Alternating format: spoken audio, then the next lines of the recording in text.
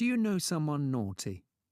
Someone who does whatever they want, whenever they want. Well, I do. You may have heard of him. He's actually the god of mischief, and his name was Loki. Some say he is the trixiest of them all. They might be right. After hearing this story, you can decide about that for yourself. One fine morning in the magical city of Asgard, Loki was summoned to King Odin's court.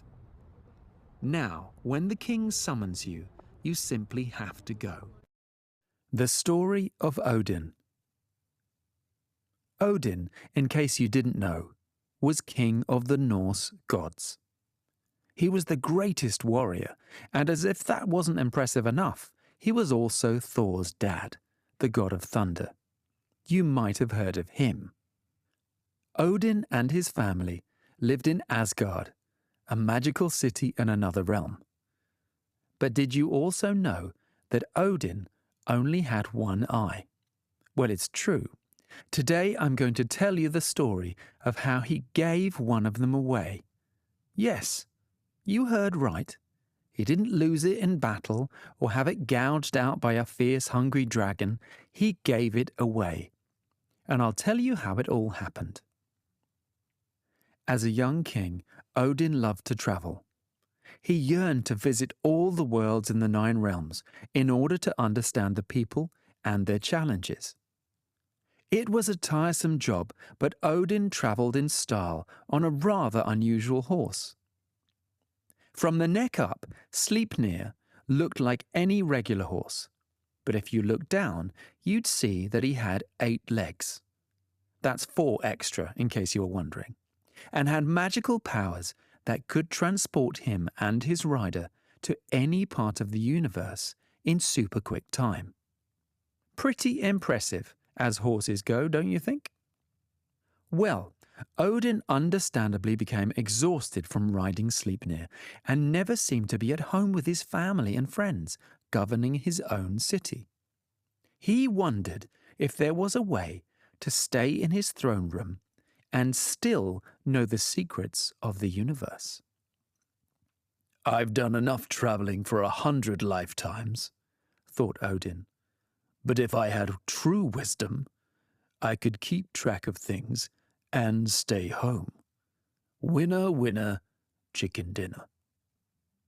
Odin had heard about a magical well on Midgard. That's the name the Norse gods gave to our planet Earth. This well was protected by a wise old man called Mimir.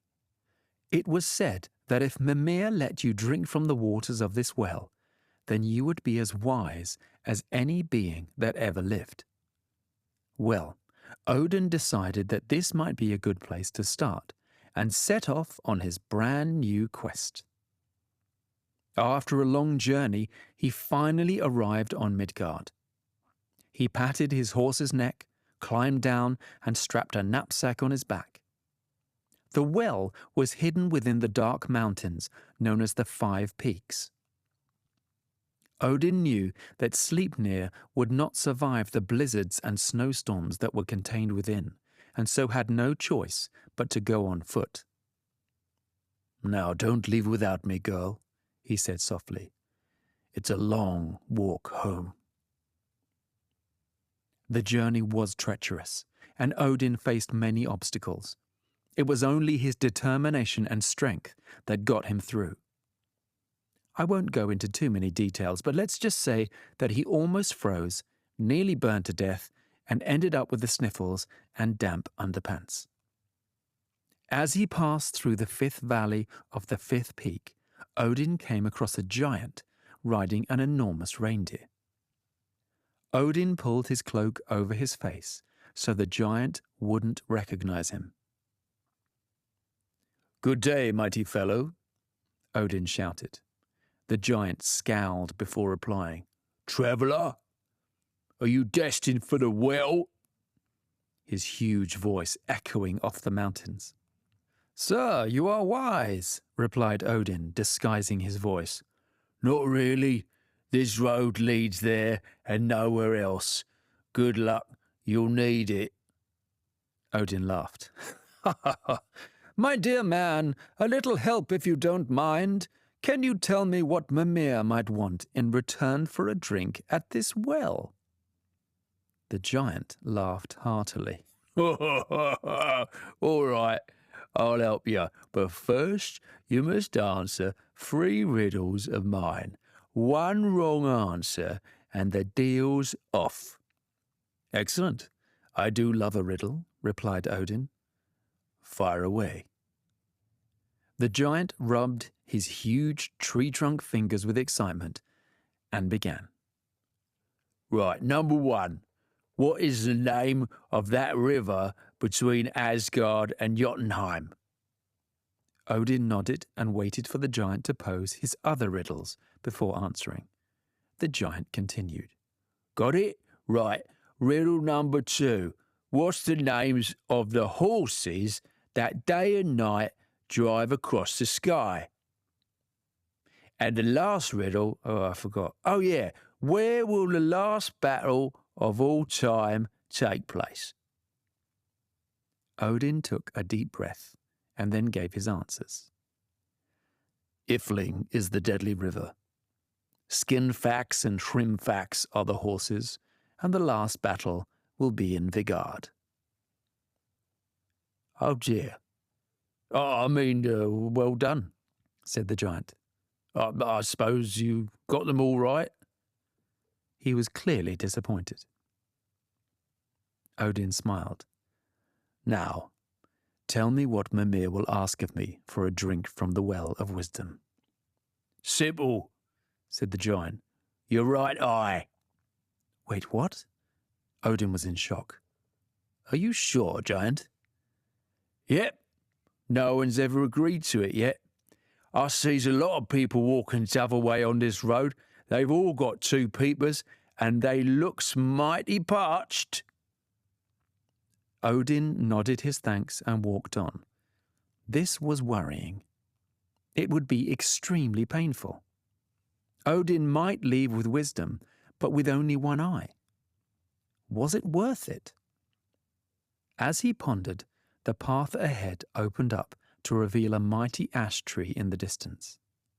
Its branches stretched like witches' fingers into the great grey sky. Beneath it stood the Well of Wisdom. "Okay," thought Odin. "Here goes." Then he heard a voice, thin and sharp, like a sliver of ice. "Odin, welcome!" A small, crooked man stepped out from behind the tree. "Greetings, Mimir," said Odin, nodding respectfully. Yes, said Mimir, hobbling forwards. "Enough of the pleasantries. I've drunk from the well, and I know everything that is about to happen. You wish to drink from the well?" "I do." "I know. No one ever visits me otherwise. Of course, I'll need something in return," said Mimir. "I know," Odin replied. Mimir smiled. "I know you know. That's how wisdom works. I warn you." "I'm impressed. No one has ever agreed to this deal. It seems you will be the first." Odin stood as still as a statue. It was a big decision, but finally he spoke. "I shall pay the price, Mimir." "Very well," replied the wise man. "In that case, I need—" Before Mimir could finish his sentence, Odin had torn his right eye clear from its socket. The searing pain coursed through his body, and he dropped to his knees. "Well, I never," said Mimir, taking the eye from Odin's outstretched hand and dangling it by its long fleshy stalk. "I wasn't expecting that. Now, where's my little eye box?" After fumbling around in his large cloth sack and failing to find anything to put Thor's eye into, Mimir popped it into the pocket of his tunic instead. He then approached the well and started to wind a large rusted handle. A bucket of water trundled to the surface, and Mimir produced a wooden cup from his sack, dipped it into the bucket, and handed it to Odin. "Drink, Odin of Asgard," You have earned it. Odin put the cup to his lips and drank deeply. In a flash, the pain from his eye disappeared. The magical water took effect, and it was glorious. In an instant, Odin could see everything that had ever happened and everything that was about to happen. He rose from the ground, his head spinning. Quite a buzz, isn't it? Mimir chuckled. We look like twins. Then he pointed to Odin's empty eye socket. You might want to put something over the hole. Don't want a mouse to make a nest in your face. Odin laughed long and loud, noticing that Mimir himself wore a bandage over his right eye.